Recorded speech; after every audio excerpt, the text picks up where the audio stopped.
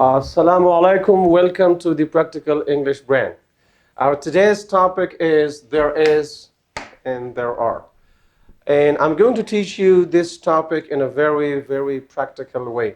So stay with me. Let's begin with the name of Allah subhanahu wa ta'ala, who's very kind and merciful. Okay, look at the sentence number one.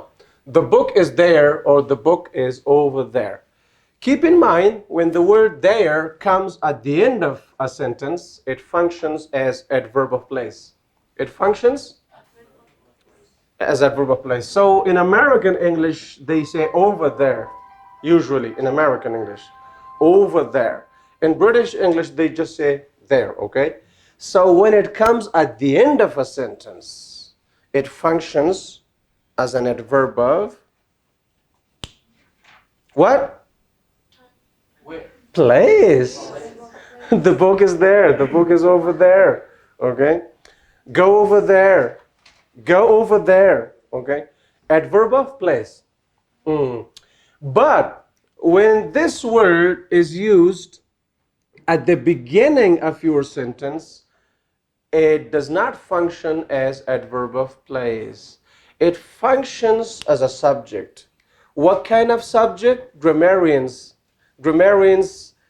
have different terms for this kind of subject. Some of them say it's a dummy subject. Some of them say it's a stupid subject. Okay, it's funny, isn't it, right? Stupid. In fact, it's not a person, place, or thing, right? It's just a word, right? But keep in mind, when it is used at the beginning of a sentence, and it functions as a subject of the main verb, okay, is or are, okay, it means existence. It means that something exists, okay? It doesn't mean place over there, okay? It doesn't mean, it doesn't refer to a place. It doesn't function as adverb of place when it is used at the beginning of a sentence. Okay, now, there is and there are. After there is, you need to mention a singular noun. But after there are, you need to mention a plural noun, okay, if it's countable. Understood? So what about uncountable nouns? Uncountable nouns should be used after there is, not after there are. So look at the first example. There is a marker in my hand. There is a marker in my hand. So if I just say a marker in my hand is not a sentence because it doesn't have a subject and verb, right? So if I said there is a marker in my hand, so the word there functions as a subject and is the main verb. Now it is a sentence. So there's a marker in my hand. And now you can also use there is with uncountable nouns. There is much water in Kabul River this year, for example. Okay, there's a lot of sugar in the cup, for example. There's a lot of oil. There's a lot of, okay, so there is can be followed by uncountable nouns. And there is can be followed by a countable noun, but singular, not plural, okay? And there are many students in the classroom. Look, there are is followed by what kind of noun? Countable plural noun. Okay? So finally, look at these two sentences. It is considered as a common mistake among native speakers. If you hear a native speaker saying this, you should know that is a common mistake. Okay? Americans, most Americans, I would say almost all Americans in spoken English use there is, okay, with countable plural nouns. Like if you hear an American saying that there's a lot of boys, there's a lot of girls, there's a lot of Americans in Afghanistan, there's a lot of, for example, markers, okay, that is considered a common mistake, okay? And an American professor has written a book regarding common mistakes made by native speakers, okay? So now, if you hear a native speaker, an American, saying that there's a lot of girls, or there's a lot of boys, or there's a lot of books, okay? You shouldn't tell them that they're wrong because it's their own language, okay? This is how they speak it. I mean, but it's just a common mistake.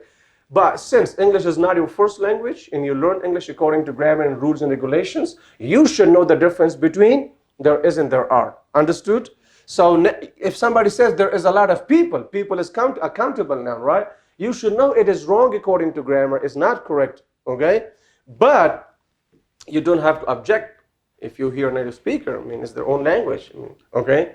If they don't know grammar, of course, they're going to just tell you, no, it's my language. You're wrong. Who the hell are you to teach me my own language, okay? So, of course, then you may be disappointed. Oh, yeah, I'm wrong, and, the guy is right. But the point is that you should know, okay? Among native speakers, it is a common mistake. Trust me, okay? It's a common mistake. They use countable plural noun after there is. And it is not correct according to grammar. According to grammar, it's wrong, okay? So, of course, your purpose is academic. If you just want to be able to communicate in English, so that's a different type of purpose. But your purpose is academic, you want to take TOEFL exam, you want to take IELTS exam. Therefore, you need to know the difference between formal and informal, okay, spoken English. And there are lots of water in the river. Now, this sentence, what do you think? Is it correct or incorrect? Incorrect. It's incorrect. Why? Because after there are, we cannot bring uncountable nouns, okay? So this sentence is also incorrect. I just wanted to show you the difference between there is and there are. So I hope you learned how to use there is and there are, okay, correctly in your spoken and written English. Understood? So let's make a few examples. Anybody who can make an example, raise your hand. Using there is or there are. Yes? There are a lot of books. There are a lot of pens. That's right. There are a lot of books, there are a lot of pens on the table, for example. Somewhere. Uh-huh. There are a lot of people there. There are a lot of people there. You see that? So there are a lot of people there. The first there functions as a subject in this sentence, and the word there, which is used at the end of this sentence, there are a lot of people there, that functions as adverb of place. Okay? Yes. There are lots of schools in our colony. There are lots of schools in our city, in our village, in our colony, whatever. Yep. Yep. Come on. Yep. There's a lot of money there. There's a lot of money. A lot of. There is a lot of money, or there is lots of money. Yes. Over there. Okay. Yes. There are a lot of students in class. There are a lot of students in the class. There is, there are. There is, there are. After there is, a countable singular noun or uncountable noun. After there are, countable plural nouns. We cannot bring uncountable nouns after there are. Yep. Yep. There is a glass of water on the. There is a glass of, or there's a cup of water on the table. There's a bottle of water on the table. There are many students who want to study in abroad. There are many students who want to study abroad. Perfect. Perfect example. There are flags on the stage. There are, The flags on yeah, there are 4 flags on the stage. Yes, that's right. You can even mention a number after there are. There are 5 girls in this classroom. There are, 20 boys in this classroom. There are 4 flags, okay, in this classroom. That's also possible. Yeah, this much is enough, okay? Keep practicing. Practice makes perfect, okay? Have a great time. Bye-bye for now.